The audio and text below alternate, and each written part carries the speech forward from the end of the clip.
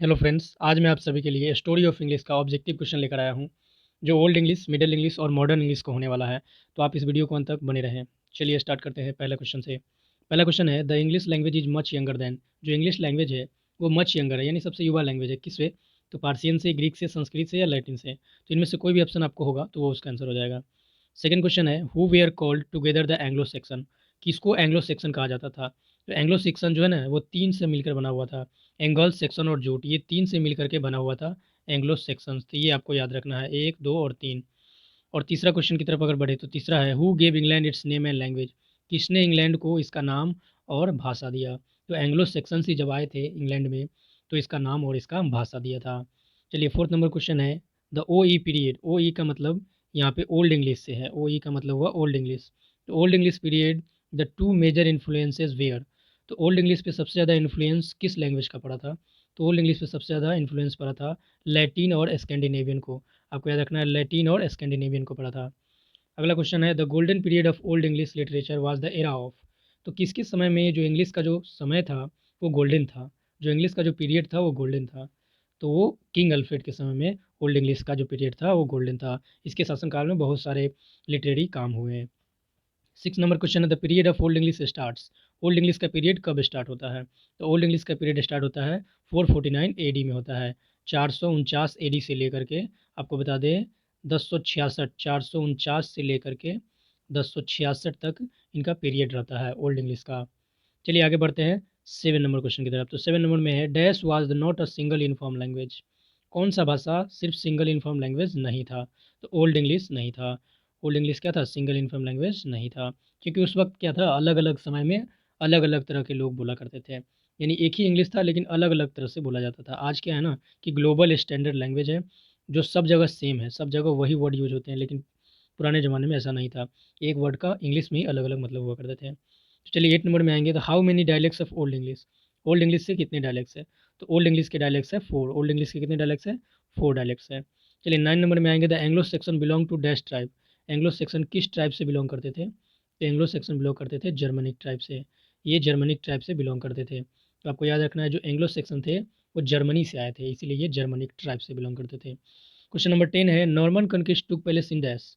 Norman conquest कब आया था? तो जब ओल्ड इंग्लिश का पीरियड खत्म होता है तब आता है नॉर्मन कॉन्क्विस्ट और उसका शासन चलता है। तो 1066 एडी, यानी कि 166 एडी इसका आंसर हो जाएगा। चलिए दोस्तों, ये 10 क्वेश्चन था आपको ओल्ड इंग्लिश से। अब हम लोग बढ़ते हैं नेक्स्ट मिडल इंग्लिश की तरफ। तो मिडिल इंग्लिश में जब आते हैं तो पहला क्वेश्चन है, the period of middle English start from. Middle English का पीरियड कब स्टार्ट होता है? तो मिडिल इंग्लिश का पीरियड स्टार्ट होता है 1150 से, यानी 1150 एडी से स्टार्ट होता है। यानी आपको याद रखना है, जैसे कि 449 से लेके 1066 तक जो पीरियड चला था ये चला था ओल्ड का। ठीक है। उसके बाद बीच में लगभग 82-83 साल तक नॉर्मन कॉन्क्विस्ट शासन किए थे। उसके बाद 1150 से 1500, 1150 से 1500 इतना ईस्वी तक चला था आपका मिडिल इंग्लिश का पीरियड। तो याद रखिएगा, इसका 1150 एडी हो जाएगा। चलिए सेकेंड नंबर क्वेश्चन है, dash was middle English a single uniform language. तो कौन सा जो सिंगल यूनिफॉर्म लैंग्वेज था, यानी कि मिडिल इंग्लिश क्या एक सिंगल यूनिफॉर्म लैंग्वेज था? तो नहीं। तो middle English single uniform language नहीं था। ठीक ना। अभी जो इंग्लिश है मॉडर्न इंग्लिश वो सिंगल यूनिफॉर्म है, ना ओल्ड था और ना ही मिडल है। चलिए थ्री नंबर क्वेश्चन में आएंगे, during which period did the great vowel shift. किस पीरियड में ग्रेट ववेल शिफ्ट हुआ? तो लेटर मिडिल इंग्लिश में। लेटर मिडिल इंग्लिश में भवेल शिफ्ट हुआ, भवेल का आना शुरू हुआ और वर्ड्स का प्रोनाउंसिएशन भवेल के कारण बढ़ने लगा। ये सब होने लगा मिडिल इंग्लिश में। फोर्थ नंबर क्वेश्चन में है, who is the writer of Piers and Plowman. तो पायर्स एंड प्लोमन के राइटर कौन है? तो पायर्स एंड प्लोमन के जो राइटर है वो है लैंगलैंड, विलियम लैंगलैंड है पायर्स एंड प्लोमन के राइटर। ये बिलोंग करते हैं मिडिल इंग्लिश से ही। चलिए फिफ्थ नंबर में, who is the following note the writer of middle English. कौन जो है मिडिल इंग्लिश के राइटर नहीं है? तो जीबी शो जो है मिडिल इंग्लिश के राइटर नहीं है, ये मॉडर्न के हैं। आगे है, how many dialects of middle English. Middle English के कितने डायलेक्ट्स है? तो मिडिल इंग्लिश के 5 डायलेक्ट्स है। मिडिल इंग्लिश के 5 डायलेक्ट्स है। Dash marks the old English, 6 नंबर में, dash marks the old English. Old English को कौन मार्क्स करता है, यानी कौन जो है स्पी है जो ओल्ड इंग्लिश से रिलेटेड है? तो ये है 1066 एडी। 1066 एडी, 166 एडी, 1066 एडी, ये इसका आंसर हो जाएगा। क्वेश्चन नंबर 7 में आएंगे, तो the early literature of middle English is dash in nature. तो अर्ली लिटरेचर जो था मिडिल इंग्लिश का, वो नेचर में क्या था, वो रिलीजियस था। कहने का मतलब है जो शुरू में जो लिटरेचर था, जो साहित्य लिखा जाता था, वो साहित्य आपको रिलीजियस होता था, यानी धर्म से रिलेटेड होता था। अभी जो देखते हैं तो रोमांटिक है, उसके बाद आपको बता दें मेटाफिजिकल हो गए, और भी बहुत सारा टाइप है, लेकिन पहले रिलीजियस ही हुआ करता था। वो is called the father of English poetry. Father of English poetry किसे कहा जाता है? तो ये कहा जाता है जोफ्री चौसर को। फादर ऑफ इंग्लिश जोफ्री चौसर को कहा जाता है। चलिए आगे, who translated Bible into English. Bible को इंग्लिश में किसने ट्रांसलेट किया है? तो विकलिफ ने किया है। तो बाइबल को इंग्लिश में ट्रांसलेट किया है विकलिफ ने। चलिए आगे बढ़ते हैं। The Canterbury Tales was written by. Canterbury Tales एक बहुत बड़ा बुक है, और इस बुक के लिखने वाले जो राइटर है ये कौन है? ये ज्योफ्री चौसर है। इनका पूरा नाम हो गया ज्योफ्री चौसर। तो चौसर ही जो है कैंटरबरी टेल्स के राइटर है। चलिए अब हम लोग आगे बढ़ते हैं मॉडर्न इंग्लिश की तरफ। तो मॉडर्न इंग्लिश में जैसे ही आते हैं तो पहला क्वेश्चन स्टार्ट होता है, the period of modern English starts. Modern English का पीरियड कब से स्टार्ट होता है? तो 1500 से, क्योंकि 1500 में जब मिडिल इंग्लिश खत्म हो जाता है तो मॉडर्न इंग्लिश स्टार्ट होता है।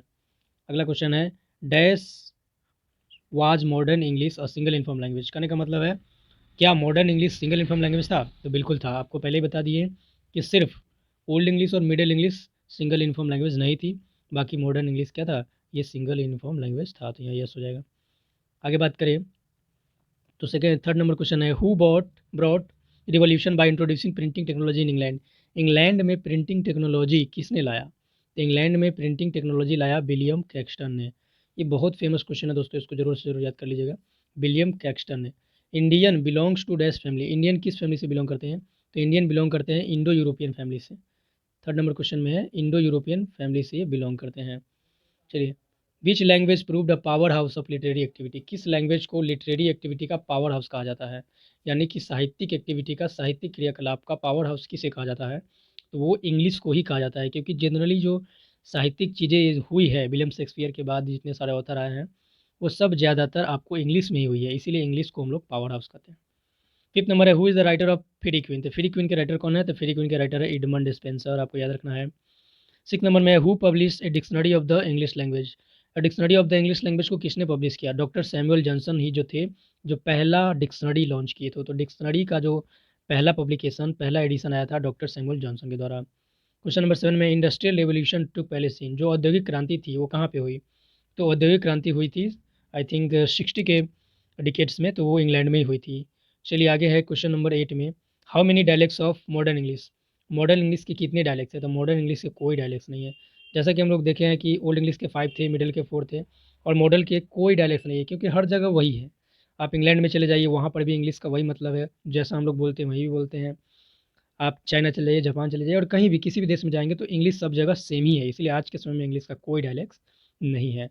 क्वेश्चन नंबर 9 में आएंगे, हु रोट बोलपोने। बोलपोने को किसने लिखा? तो बोलपोने को लिखा बेन जॉनसन ने। आपको याद रखना है बोलपोने को किसने लिखा? बेन जॉनसन ने। एंड क्वेश्चन नंबर 10 में है, when did printing technology develop in England. England में कब प्रिंटिंग टेक्नोलॉजी डेवलप हुआ? तो हुआ था ये 1476 में, 1476 एडी में हुआ था। तो ये 10 क्वेश्चन इसके हो गए, यानी कि टोटल आपको हो गए 30 क्वेश्चन। तो ये 30 क्वेश्चन है मिडिल का, उसके बाद ओल्ड का मिडिल का और मॉडर्न का, ये तीनों मिलाकर 30 क्वेश्चन हो गए। और आपको इस 30 क्वेश्चन को जरूर याद कर लेना है, क्योंकि दोस्तों आने वाले 2022 के एग्जाम में ये जरूर इसमें से 5 से 6 क्वेश्चन रहने वाले हैं। इसकी मैं गारंटी दे सकता हूँ कि 5 से 6 क्वेश्चन जरूर रहने वाले हैं। तो आप इसको रट ले, अच्छे से दिमाग में बैठा ले। चलिए दोस्तों, फिर मिलते हैं अगले वीडियो में, तब तक के लिए थैंक यू।